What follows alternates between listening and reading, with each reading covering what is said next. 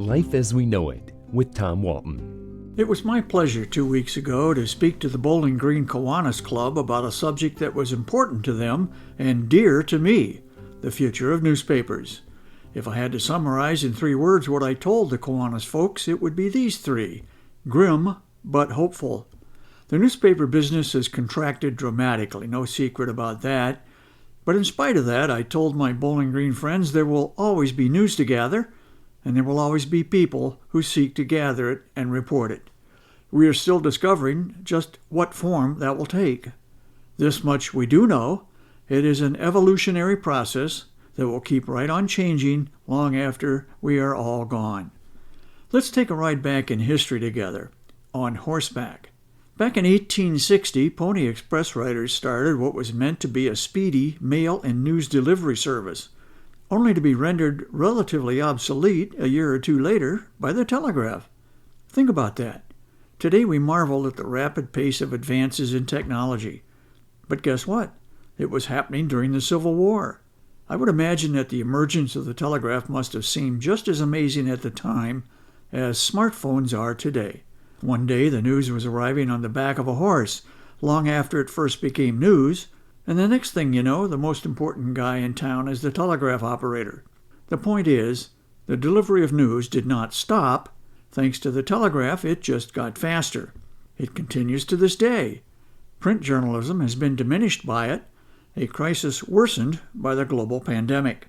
Just since the pandemic began, more than 300 daily newspapers in this country have closed, and some 6,000 journalists have lost their jobs.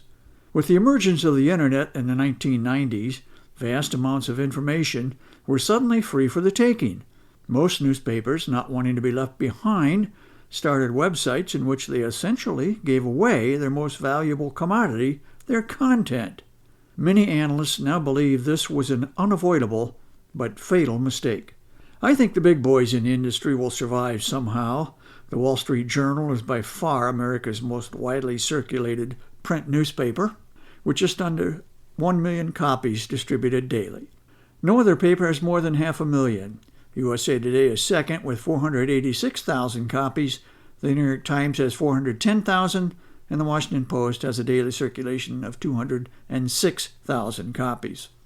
Smaller metro newspapers like The Blade that have reacted and adapted with electronic versions of themselves will also survive. The Blade's e-edition is an exact copy of the print edition, and it has proven quite popular with subscribers. It is familiar and it is immediate. It's all about speed, it seems, but for me, content should always come first. It doesn't matter how fast we get the news to you if we get it wrong.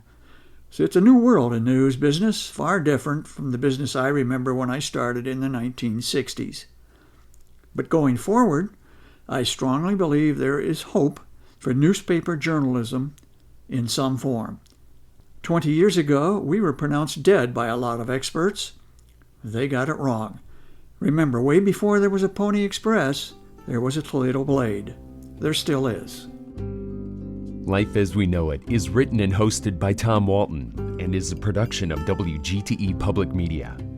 Life as We Know It with Tom Walton can be heard on WGTE FM 91 every Monday afternoon during All Things Considered at 5:44 p.m. or hear past episodes at wgte.org/life.